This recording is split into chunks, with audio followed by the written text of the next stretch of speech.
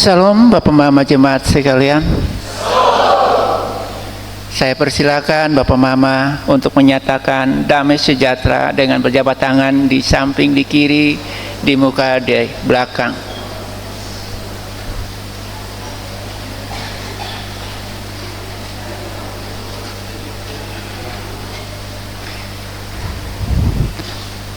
Bapak Mama, di dalam kita memasuki Minggu Advent yang kedua,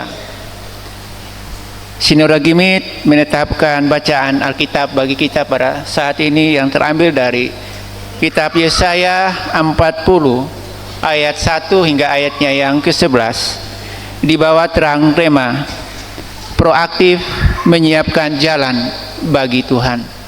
Sekali lagi, proaktif menyiapkan jalan bagi Tuhan.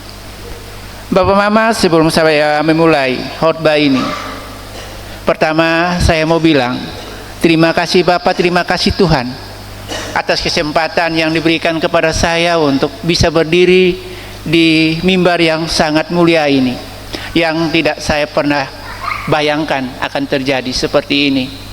Dan pada kesempatan ini juga saya bersyukur bahwa saya boleh dapat menyiapkan jalan bagi Tuhan lewat khotbah saya pada saat ini. Bapak Mama yang diberkati Tuhan, sebelum saya menyampaikan khotbah ini, biasanya kami sebagai latar belakang kami sebagai seorang pendidik, di sini banyak teman-teman pengajar. Biasanya sebelum kami memberikan tema atau bab di dalam kami mengajar, biasanya kami memberikan dalam kurikulum Merdeka dikatakan sebagai pemantik atau pemanas untuk mengantar kita anak-anak memahami apa yang akan kami sampaikan. Bapak Mama, di dalam kehidupan manusia ada dua sikap. Ada yang sikap reaktif dan ada yang sikap proaktif. Nah, Bapak Mama, apakah mengetahui perbedaan sikap reaktif dan sikap proaktif?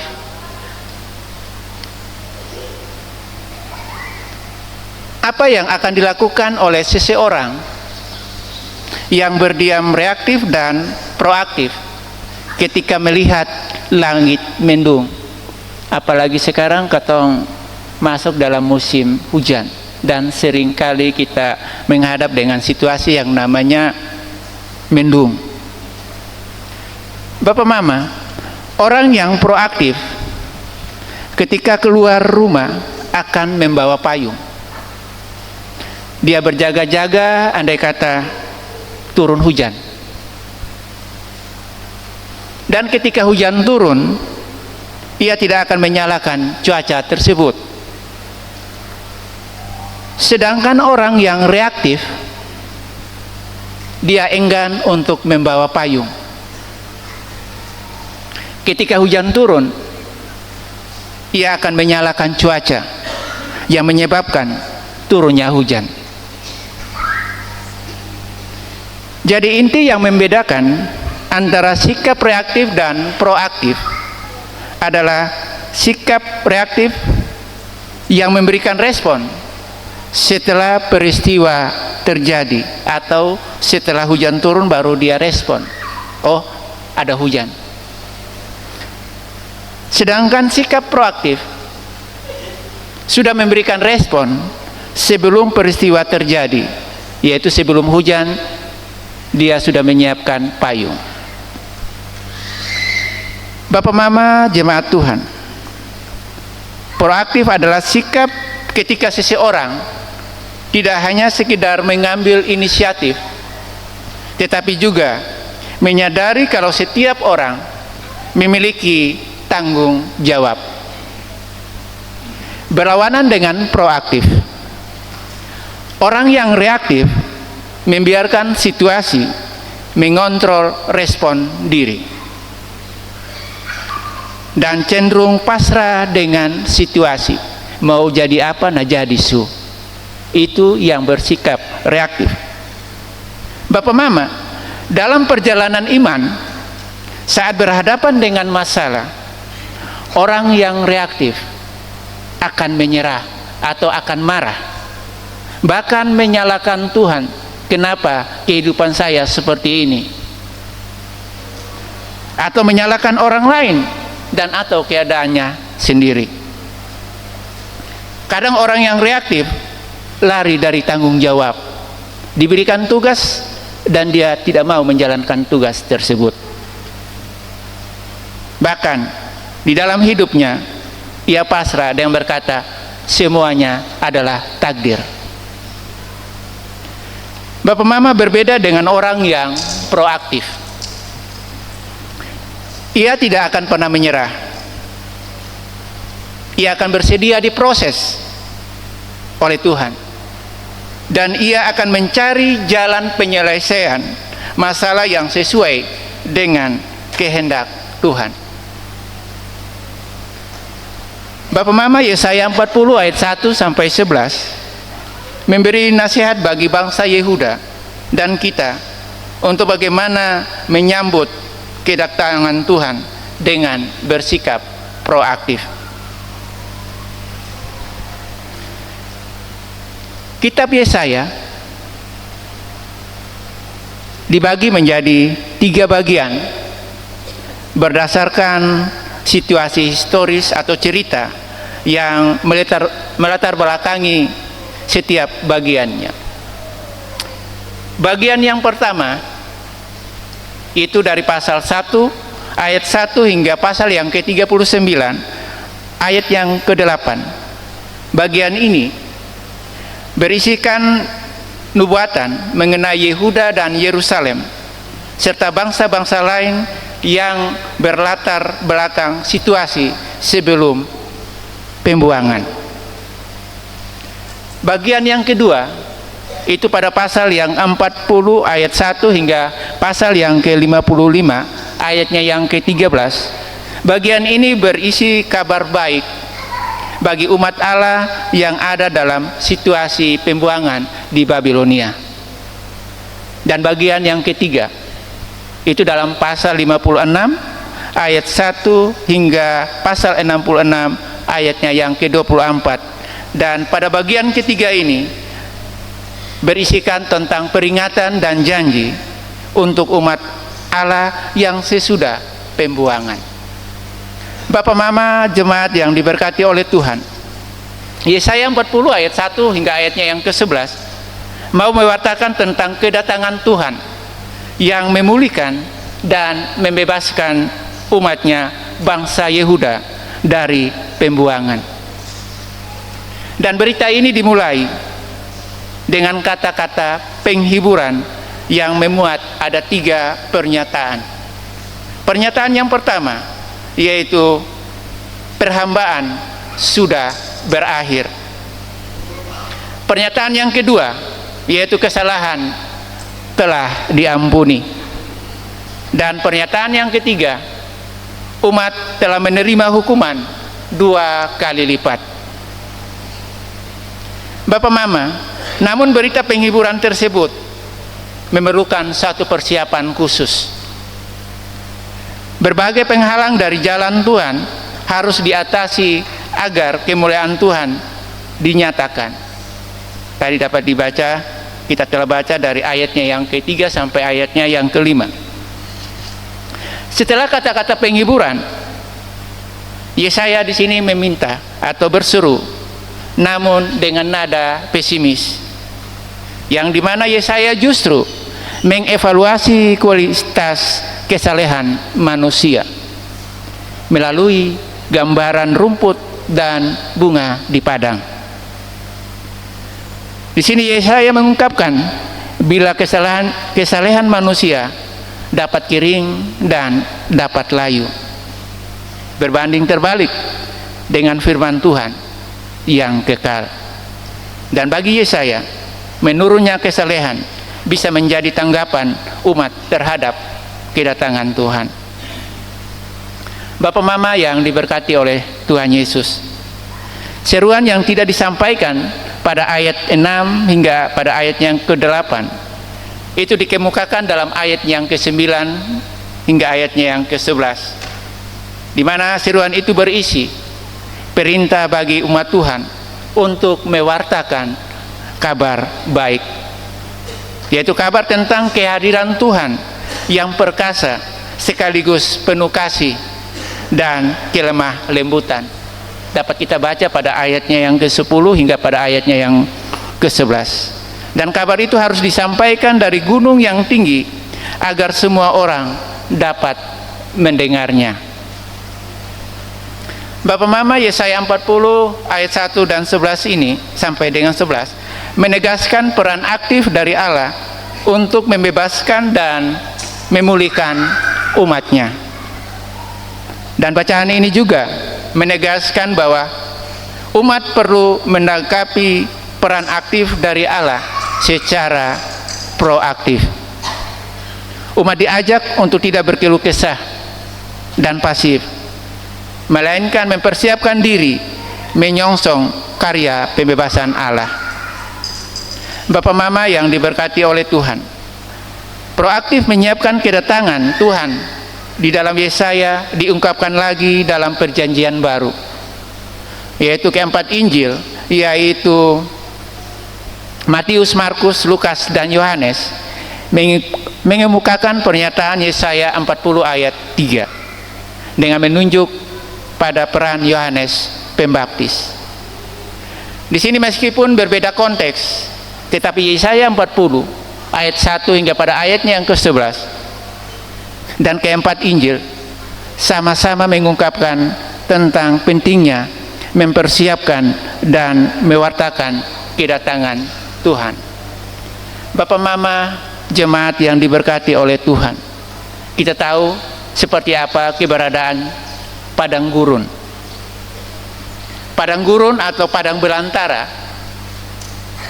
adalah satu tempat yang sangat kacau, tidak teratur, tidak terawat, terabaikan, dan tak berguna dan sia-sia, dan sebuah tempat tanpa jalan. Nah, itulah gambaran Alkitab tentang padang belantara. Padang belantara adalah sebuah majas bagi kondisi rohani Israel pada waktu itu. Padang belantara adalah padang belantara adalah sebuah gambaran bagi keadaan rohani manusia yang tak bertuhan. Untuk menyambut kedatangan Sang Raja, ada hal yang harus kita lakukan. Kita tidak hanya duduk menunggu, kita harus persiapkanlah, luruskanlah jalan menuju Tuhan. Yesaya 40 ayatnya yang ketiga. Bapak Mama, kita perhatikan di sini. Perhatikan baik-baik bahwa apa yang disampaikan oleh Nabi Yesaya, bahwa itu bukan jalan yang Tuhan persiapkan untuk dirinya sendiri.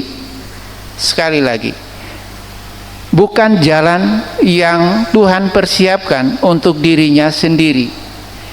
Bapak, Mama, dan saya yang harus mempersiapkan jalan itu. Kita yang harus meluruskannya.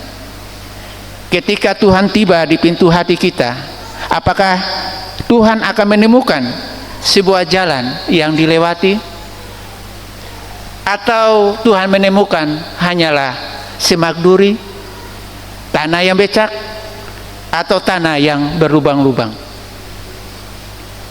Ada hal-hal yang Allah janjikan akan Dia lakukan, tetapi ada hal-hal yang Allah berharap kita juga harus lakukan. Bapak Mama yang diberkati oleh Tuhan, kehidupan rohani adalah sebuah kemitraan antara Allah dan kita, dan hikmat ialah kemampuan untuk membedakan bagian Allah dan bagian kita. Allah tidak akan melakukan apa yang Dia harap kita lakukan. Jadi kalau tugas kita berdoa, berarti Tuhan tidak memberikan kita Dia punya apa yang perlu kita doakan, tetapi kitalah yang mempersiapkan doa itu. Dan Dia berharap kita yang menjelaskan diri kita, supaya Dia yang akan meninggikan kita, bagian Tuhan meninggikan kita, dan bagi bagian kita menegaskan diri kita sendiri. Bapak Mama serta jemaat yang diberkati oleh Tuhan, di dalam minggu Advent yang kedua, belajar dari Yesaya 40 ayat 1 hingga ayatnya yang ke-11, kita mau diingatkan untuk menyambut kedatangan Tuhan dengan bersikap proaktif. Menyambut kedatangan Tuhan dengan menyiapkan segenap keberadaan hidup kita. Di sini ada 5 sikap proaktif yang bisa saya bagikan, yang bisa dibawa pulang oleh Bapak Mama sebagai bahan refleksi di dalam minggu-minggu Advent yang kedua ini, yang menurut Yesaya 40 ayat 1 hingga ayatnya yang ke-11. Sikap proaktif yang pertama, yaitu setiap lembah harus ditimbun. Setiap lembah harus ditimbun, saya maknai dengan lembah pemulihan dari dosa. Setiap orang mengalami lembah dosa dan penderitaan moral. Persiapan jalan untuk kedatangan Tuhan itu melibatkan pertobatan dan pengakuan dosa. Membiarkan kasih karunia Tuhan menimbun lembah-lembah dosa tersebut. Kita diundang untuk memperbaiki jalur kehidupan kita agar layak menerima Yesus. Bapak Mama, melalui peristiwa ini, kita sebagai umat Kristen dapat memastikan bahwa hati dan kehidupan kita siap menyambut kedatangan Tuhan, baik dalam pengalaman pribadi maupun sebagai komunitas gereja. Ini melibatkan kerjasama kita dengan kuasa kasih Tuhan untuk menimbun setiap lembah-lembah dosa yang ada, dan menjadikan dataran tinggi yang siap menyambut kedatangannya dengan sukacita dan penuh persiapan. Sikap proaktif yang kedua, yaitu setiap gunung dan bukit harus diratakan. Bapak Mama, jemaat Tuhan yang diberkati oleh Tuhan, prinsip setiap gunung dan bukit harus diratakan dalam konteks persiapan jalan untuk kedatangan Tuhan bisa diartikan sebagai upaya untuk mengatasi hambatan dan rintangan yang dapat menghalangi pertumbuhan rohani dan penerimaan Kristus. Di sini beberapa hal contoh yang terjadi dalam kehidupan kekristenan kita, di dalam kita memahami setiap gunung dan bukit harus diratakan. Contoh yaitu dalam kehidupan Kristen terdapat gunung keangkuhan dan kesombongan. Sekali lagi, terdapat gunung keangkuhan dan kesombongan. Kita merasa nyaman, kita merasa sombong dengan apa yang ada pada kita, dan kita tidak pernah memperdulikan orang-orang yang ada di sekitar kita. Dan ada juga di dalam kehidupan kekristenan kita ada bukit-bukit ketakutan dan bukit-bukit kekhawatiran yang selalu menghiasi kehidupan kita.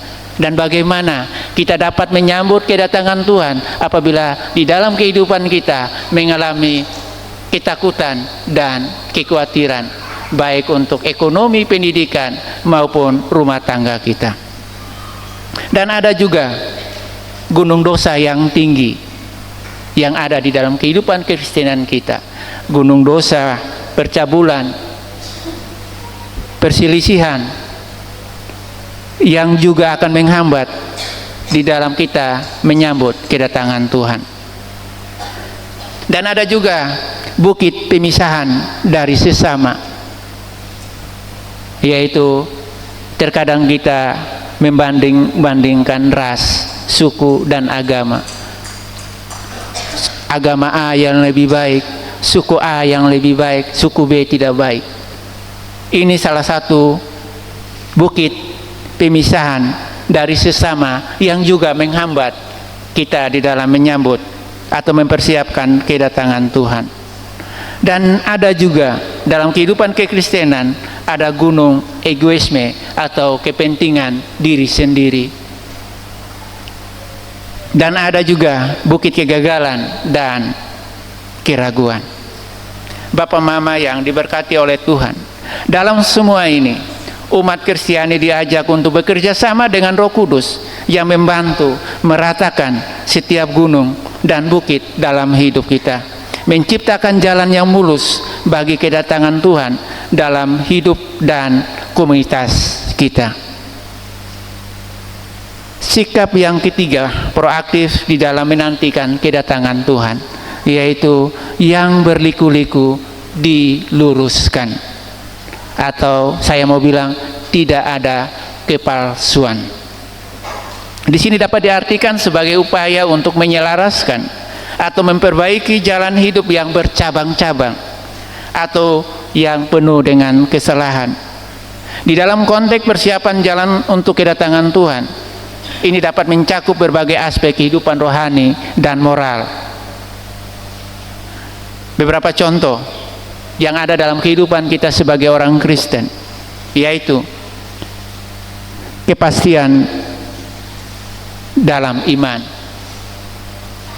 Terkadang iman kita goyah, iman kita lemah di saat menghadapi persoalan, baik persoalan pendidikan, persoalan keuangan, persoalan rumah tangga.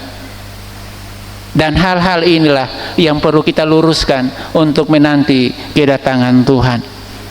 Contoh yang lain yaitu jalur kehidupan moral yang salah. Ada juga berbelok dari pelayanan dan panggilan kita, baik sebagai guru, baik sebagai presbiter. Terkadang kita berbelok dari pelayanan dan keterpanggilan kita. Bapak Mama, rencana hidup yang tidak sesuai dengan kehendak Tuhan dan hubungan yang penuh dengan konflik dan ketegangan, inilah yang disebut dengan yang berliku-liku harus diluruskan. Prinsip yang berliku-liku diluruskan menekankan pentingnya kembali kepada kebenaran, keadilan, dan kasih yang terdapat dalam ajaran Kristus melalui pertobatan, pemulihan, dan tindakan yang sesuai dengan ajaran Kristus. Seseorang dapat mempersiapkan jalan untuk kedatangan dalam hidupnya. Proaktif yang keempat, yaitu tidak menyerah dalam proses pembentukan Tuhan. Bapak Mama, dalam budaya serba instan, kebanyakan kita menghendaki segala sesuatu itu bisa terwujud dengan cepat. Dalam perjalanan iman pun demikian, Bapak Mama. Kita berharap dengan percaya pada Yesus, maka semua masalah akan terselesaikan. Faktanya tidak demikian. Bangsa Yehuda, mereka harus menanti kedatangan Tuhan dengan bersedia dibentuk selama 70 tahun dalam pembuangan. Berada di negeri asing, mereka kehilangan orang-orang yang dicintai, hidup tanpa kemerdekaan. Bapak Mama, proses pembentukan Tuhan bagi Bapak Mama dan saya mungkin berbeda-beda, tetapi satu hal yang pasti, kita perlu sabar dengan yang namanya proses. Seperti perhiasan emas yang indah dan tinggi nilainya, dibentuk lewat proses pemurnian dan pembentukan yang sangat panjang. Yang kelima atau yang terakhir, bagaimana kita proaktif di dalam menyiapkan jalan bagi kedatangan Tuhan, yaitu hidup sebagai pribadi yang setia. Bapak Mama, menjadi pribadi yang setia memang sulit. Yesaya pun pesimis dengan kesetiaan umat Tuhan. Namun bila Yesaya mampu memelihara kesetiaan hidup, maka umat pun mampu menjadi pribadi yang setia. Yesaya mengajak kita untuk menyambut kedatangan Tuhan dengan hidup setia. Caranya adalah dengan mendengar, menaati, dan mewartakan kabar baik. Bapak Mama, jemaat Tuhan, sebelum saya mengakhiri khotbah saya akan menampilkan sebuah video pendek dalam bentuk narasi sebagai bahan refleksi kita di dalam kita memasuki Minggu Advent yang kedua, di dalam kita mempersiapkan hati dalam menantikan kedatangan Tuhan pada hari yang kelak.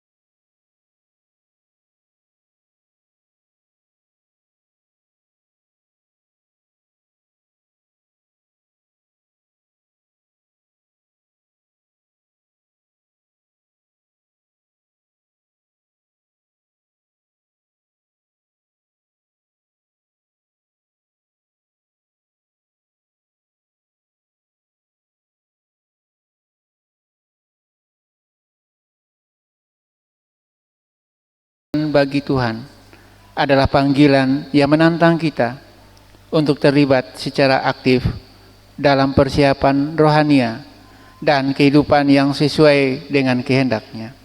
Karena itu, di dalam minggu Advent kedua, mari kita hidup dengan kesiapan, keyakinan, dan kasih, membuka jalan bagi kehendak Tuhan untuk terjadi dalam hidup kita dan melalui hidup kita. Sehingga saat kita menantikan kedatangannya, kita telah menyediakan jalan yang layak bagi Raja segala Raja, Yesus Kristus. Amin.